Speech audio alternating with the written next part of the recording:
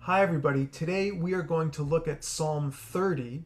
It's a beautiful psalm, covers similar themes that we've discussed before, but in a different way. So I'll read the Hebrew and I'll translate into English, line by line, and then we'll discuss a few of the verses. Mizmor Shir Chanukat Habayit LeDavid, a psalm and a song of David at the dedication of David's house. Aromimcha Adonai ki dilitani, velo simachta oivai li.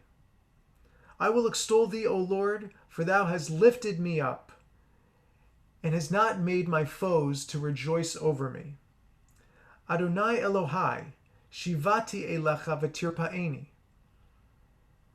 O Lord my God, I cried out to you, and you healed me. Adonai ha'elita min sho'ol nafshi. Chayitani miyor devor.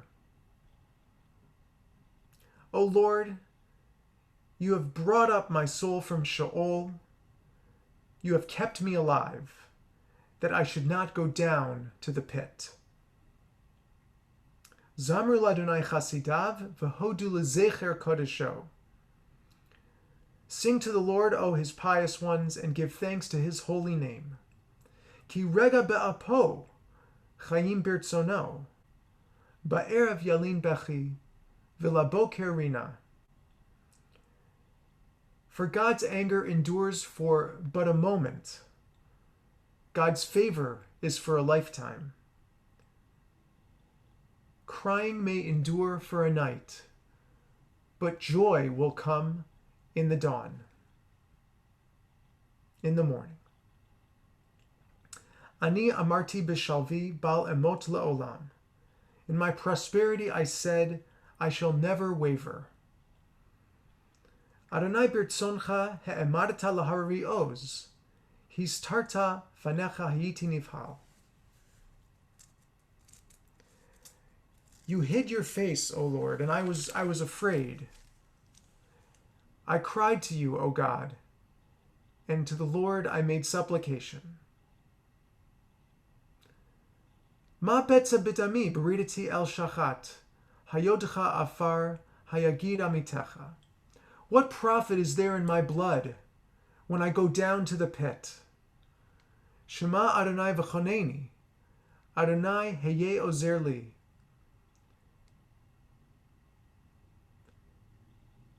Shall dust praise thee? Shall it declare thy truth?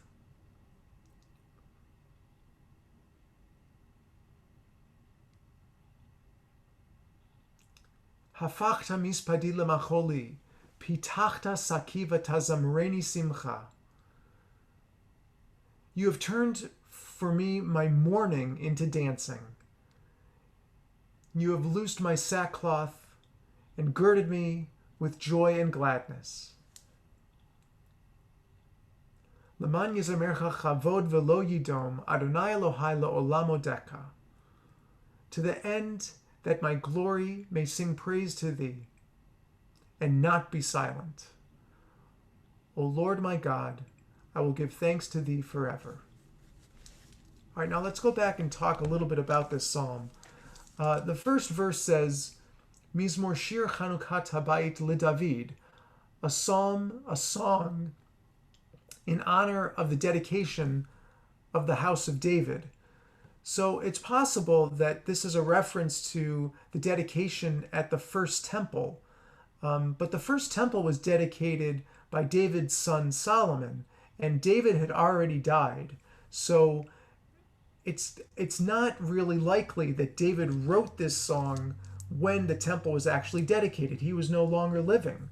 But maybe it's that joyous moment, the dedication of the first temple, that the psalmist wants us to think about as the backdrop for David's, feelings of joy, but also some sorrow that he expresses here.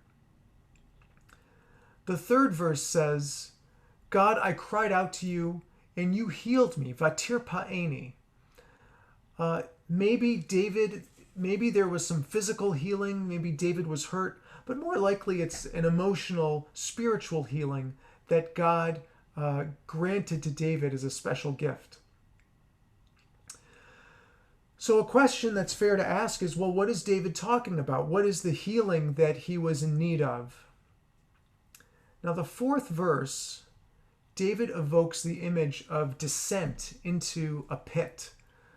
And he mentions it again in verse 10, going down into the pit. So what other biblical character was thrown into a pit? Of course, it's Joseph. So Joseph lived a life where he suffered greatly. He was thrown into the pit by his brothers who hated him, but he also had incredible highs. His life was spared, and he became the second most powerful man in all of Egypt, which was the most powerful country in the world at the time. Joseph's life was like a roller coaster, a lot of lows, but also a lot of highs. So what is David talking about, though? What was he referring to? What were the low points of his life that he's thinking of, and that now he's so grateful that God raised him out of the pit, that he is back in God's good graces? And I think what the psalmist is referring to here in the voice of David is David's affair with Bathsheba. If you don't know the story of the Bible, you know that I'll tell you that David, he saw Bathsheba, this beautiful woman, bathing on her roof, and he fell in lust for her. He wanted her. So he had his servants go and get her. He took her, he slept with her. And then after that, because Bathsheba was a married woman, David arranged for her husband, Uriah, to be set at the front lines of battle, because they were fighting with the Philistines at the time. And he had his army retreat, leaving Uriah all alone. And of course, he was knocked down. He was killed. So David set up Uriah so that he would die. And then, of course, David could marry Bathsheba, the widow. This was seen as a terrible thing in God's eyes, and God punished David for it.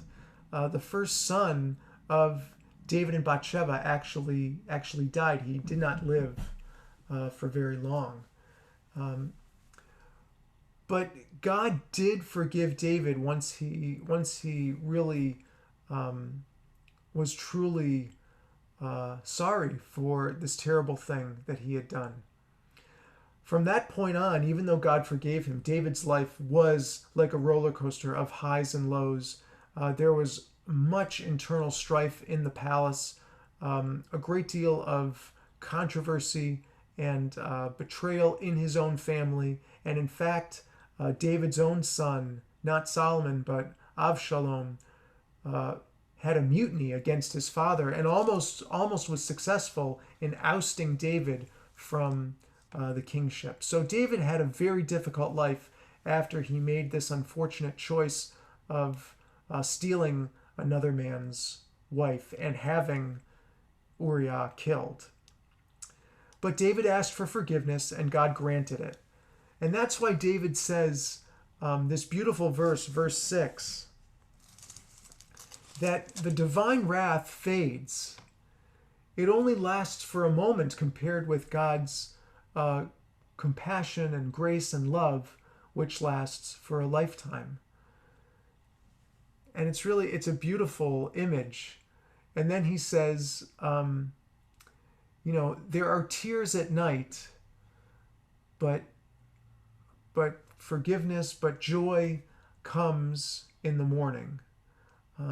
It's a beautiful, beautiful verse. How does he say it? He says, oh, right. Ba'erev yalin bechi v'laboker rina. There are tears at night, but joy comes in the morning. So it's support in Hebrew. It's chizuk for all of us, that we're all going to struggle. We're all going to have difficult moments, but we will come through. There will be joy in the morning after the darkness of night. And this is a recurring theme, that difficult times, we come upon difficult times, but things will get better. We see it in Psalm 23 in the famous verse, "Though I walk through the valley of the shadow of death, I will fear no evil, for you are with me." Rabbi Harold Kushner noted that we walk through the valley of the shadow of death. In other words, we will get to the other side with faith in God. We will fear no evil. Another one of my favorite verses from Psalms, it's from Psalm 126. "What you reap in tears, you will sow in joy. Hazorim bedima, barina yiktsoru." Again, what starts out in tears, you will end in joy. You will come out on top. You will persevere. Again, this is a running theme throughout the book of Psalms.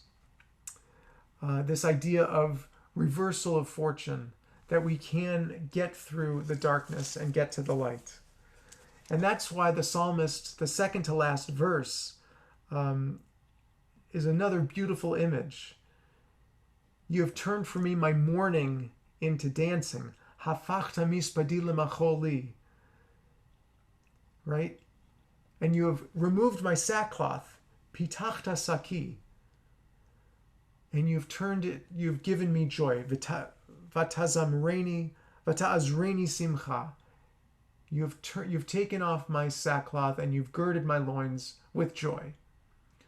And so therefore, God, because you are this kind of God who always helps me to persevere through the difficult times and come out on top and come out feeling joyous, therefore, Leman Yizamercha Chavod V'lo Yidom, therefore I will praise you and I will not be silent. V'lo Yidom.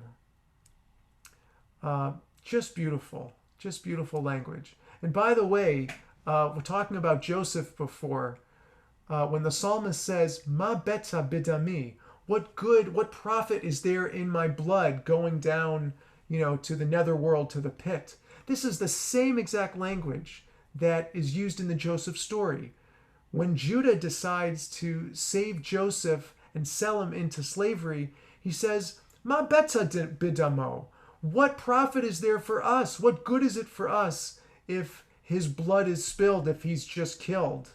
Now his motives maybe weren't as pure. Maybe he just wanted to make a quick buck and sell his brother as a slave. But ultimately he did save his brother's life. And the psalmist uses that same language by design, saying to God, "God, what good is it if I descend into the pit?